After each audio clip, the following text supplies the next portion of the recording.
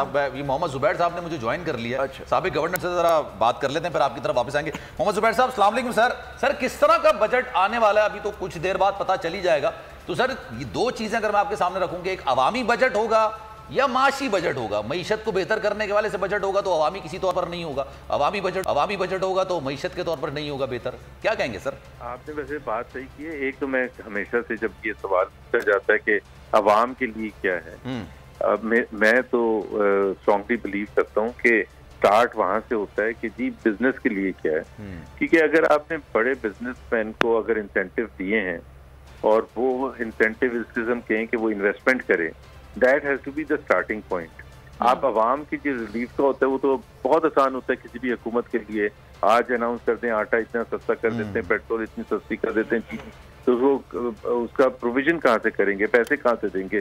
वो अल्टीमेटली फिर अवाम पर ही आके उतना ज्यादा और आपका डेफिसिट हो जाएगा, तो वो उसको पूरा करने के लिए और टैक्स लगाएंगे या उधार लेंगे, तो वो भी अवाम ही पे करते हैं फाइनली। तो बेस्ट ये होती है कि बिजनेस फ्रेंडली होना चाहिए, बिजनेस फ्रेंडली होना चाहिए, which encourages in businesses to invest, चाहे वो डोमेस्टिक इन्वेस्टर्स तो ये कैसे होगा? बिजनेस फ्रेंडली कैसे होगा फिर ये बजट? क्या ऐसे अहदाफ मुकर्रर करेगी हुकूमत?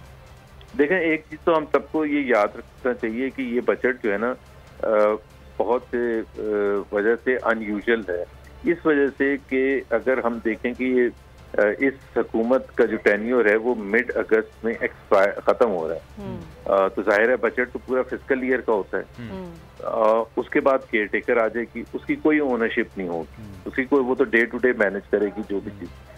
अक्टूबर में अगर इलेक्शन होते हैं, अक्टूबर में इलेक्शन हैं सॉरी, तो नवंबर में जाके नई हुकूमत आएगी, विच मीन्स कि इस फिस्कल ईयर के 5 महीने गुजर चुके होंगे।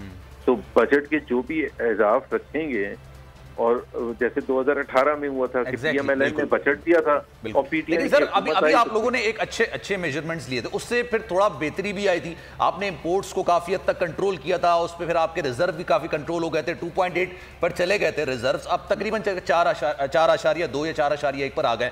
लेकिन सर, जो आप इंपोर्ट्स पर, लेकिन एक्सपोर्ट्स जब तक आप नहीं बढ़ाएंगे, आप सेल कुछ नहीं करेंगे दुनिया को, तो फिर आप मईशत को स्ट्रॉन्ग कैसे करेंगे? हमारा बजट, हमारी मईशत या तो कर्जे पे चलती है या इमदाद पे चलती है, लेकिन हम एक्सपोर्ट्स जब तक नहीं बढ़ाएंगे, उसके लिए कोई मेजरमेंट्स आपने लिए इस बजट में? सर, आपको मेरे से ज्यादा अच्छी इकोनॉमिक्स आती है, आपने बिल्कुल सही कहा। नहीं सर, मैं तो आपसे पूछ रहा हूँ कि वो दो तरीके होते हैं ट्रेड डेफिसिट या करंट अकाउंट डेफिसिट को ठीक करने के। एक होता है इंपोर्ट को रोक दें जी एज मच एज पॉसिबल, वो भी आपने किया। नॉन एसेंशियल आइटम्स जो भी हैं उसके इंपोर्ट कम कर दें। और दूसरा होता है एक्सपोर्ट बढ़ाना।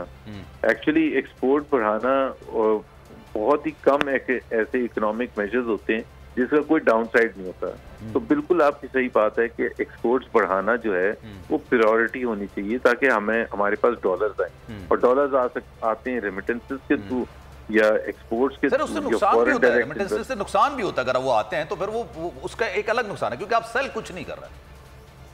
जी, तो ये जो आपने कहा कि इसमें बिल्कुल एक्सपोर्ट ओरिएंटेड जो भी इंडस्ट्रीज हैं उसको इंसेंटिव बिल्कुल मिलेगा, आप देखेंगे, ताकि वो हम अपनी एक्सपोर्ट्स तो बहुत ही हमारी कम है, और ये जो इंपोर्ट्स को रोकने का तरीका ये तो बिल्कुल एक टेम्परेरी है, ये परमानेंट नहीं हो सकता। बिकॉज बहुत सी ऐसे चीजें नहीं आ सकती जिसकी डायरेक्टली असरात होते हैं फैक्ट्रीज पर, इंडस्ट्रीज पर, और उसके लिए फिर बहुत से हमारे पास रॉ मटेरियल की जरूरत होती है उन इंडस्ट्रीज को जिन्होंने उस रॉ मटेरियल को मंगवा के फिनिश गुड्स बना के और बाहर एक्सपोर्ट करनी होती है। इसी तरह से आपने ऑटो सेक्टर में देखा बहुत स्ट्रगल किया पिछले 8 और सारी इंडस्ट्रीज खत्म हो रही हैं। डेफिनेटली इसके लिए नई जहद करनी पड़ेगी हुकूमत को। बहुत शुक्रिया आपके वक्त का।